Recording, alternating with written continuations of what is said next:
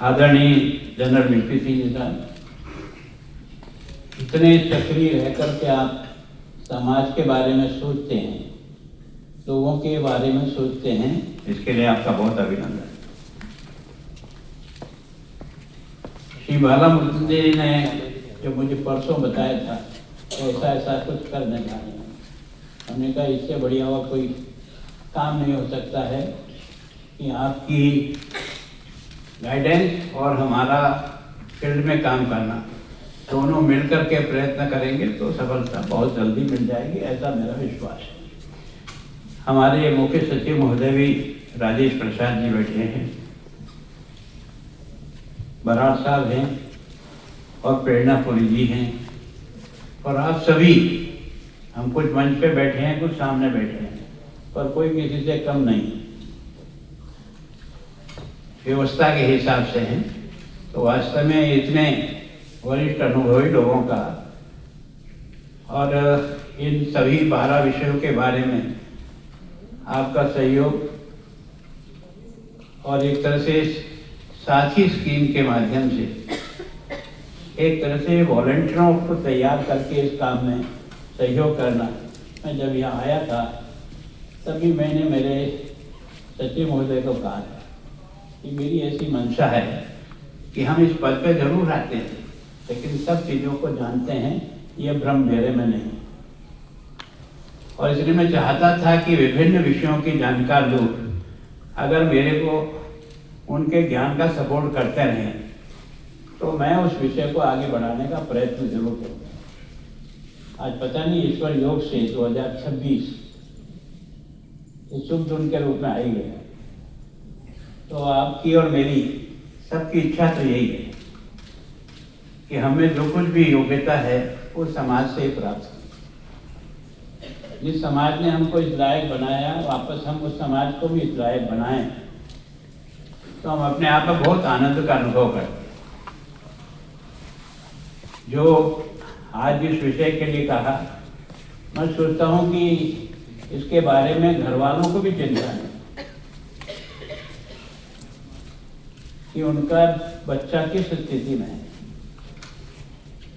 घर के परिवार के 5 लोग के 5 अलग अलग कोने में मोबाइल लेकर बैठ जाते हैं, दिन भर में शायद आपस में भी बात नहीं होती। एक अजीब प्रकार की जिंदगी बन गई, तो फिर एक दूसरे को समझने का तो मौका ही क्या मिलेगा। कभी भोजन पे साथ बैठते थे, कभी परिवार में कोई पूजा पाठ होता था तो साथ बैठते थे, कोई न कोई अवसर ऐसा दिन में आता ही था जब सारा परिवार एक साथ बैठता था, तो एक दूसरे को समझने में बहुत आसानी होती। और मैं सोचता हूँ कि ये जो शारीरिक हेल्थ अपनी जगह और मानसिक अगर हेल्थ ठीक नहीं है तो व्यक्ति कितने भी प्रयास करे वो न तो स्वयं ग्रो हो सकता है न और को भी ग्रो कर सकता है।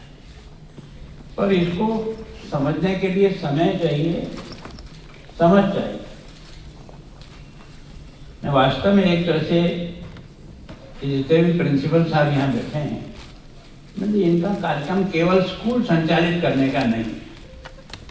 स्कूल संचालित तो एक पार्ट है, उसका महत्वपूर्ण पार्ट है, वो जरूर करें, लेकिन जो विद्यार्थी मेरे यहाँ पढ़ रहा है उनका व्यक्तिगत दिशा क्या है, चाहे क्लास टीचर की टीम बनाएं चाहे और किसी की टीम बनाएं, हर बालक को अलग से ही लेकर के उसे समझना पड़ेगा कि वो क्या सोचता है, किस दिशा में चल रहा है, तो शायद वो बच्चा खुल करके बात करेगा। क्लासरूम में जो अच्छे लड़के होते हैं वो तो फिर भी बात कर लेते हैं, जो कमजोर होते हैं वो पहले से अपनी सुरक्षित स्थान बना लेते हैं क्लास में ताकि उनको कोई नजदीक आके छेड़े नहीं।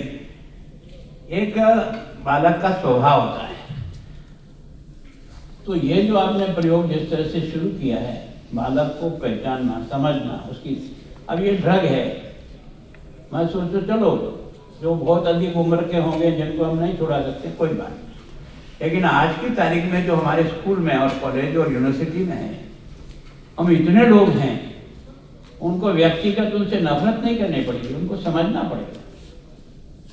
कई बार हमसे गलती क्या होती है, हम व्यक्ति से उसकी कमियां देख करके उसको एक कोने में छोड़ देते हैं, तो फिर उसको अंतिम दिशा की ओर जाना ही है।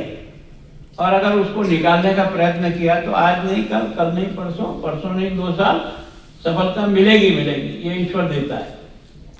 तो मैं सोचता हूँ कि आपने उस बच्चे को, चाहे वो नशा हो सकता, चाहे उसकी पारिवारिक समस्या हो सकती, कई बार परिवार का बैकग्राउंड ऐसा होता है कि बच्चा चाहते हुए भी परिवार के दबाव के कारण से भी स्वयं मानसिक दबाव में होता है।